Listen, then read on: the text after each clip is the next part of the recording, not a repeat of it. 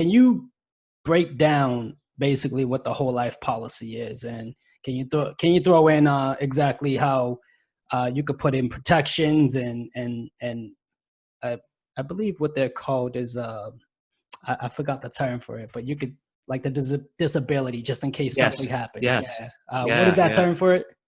Oh, yeah, the disability waiver premium. Yep.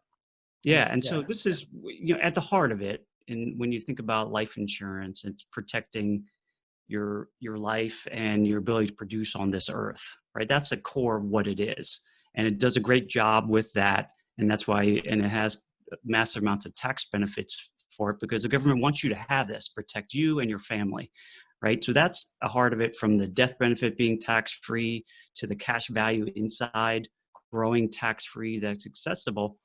But what comes along with it are these pure protections, right? If you get disabled in your lifetime, which is a highly likely scenario, more so than dying early, they continue to fund this on your behalf while you're disabled. So it adds the extra layer of disability protection outside of just if you died early or prematurely.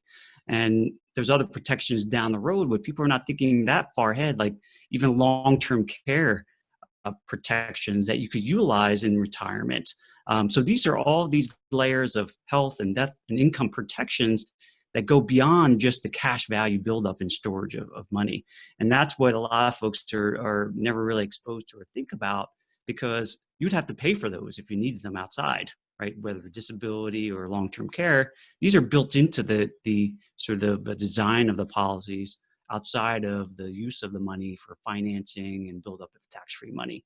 So it's amazing tool, very flexible, and can serve so many purposes using the exact same dollar. That's the beauty of it. Getting your money to do more than one job is the thing I help teach my clients to think about, instead of just plunking it into one thing to do one job.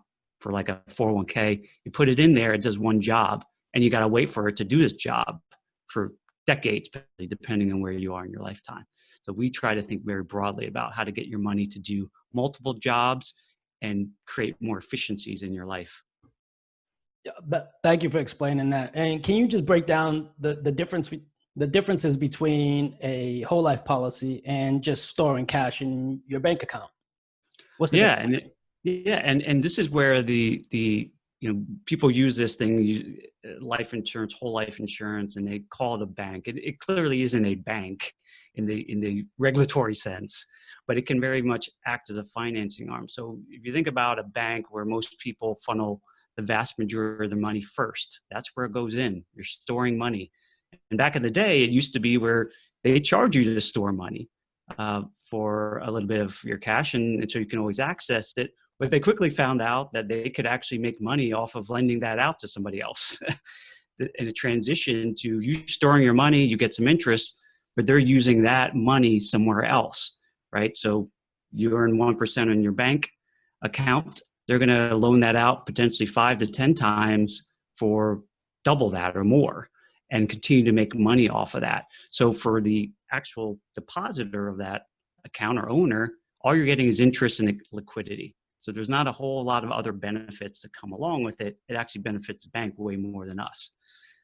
On the second side, if you think about all the needs we have from a financing arm, you can use the whole life policy for that safe storage of money in a tax efficient way.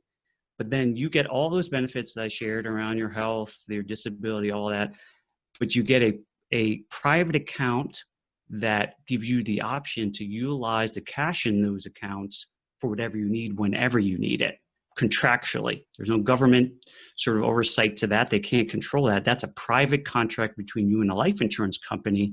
Now it becomes a potential financing arm that you can use at your discretion, and you control all the terms of the loan other than the interest rate.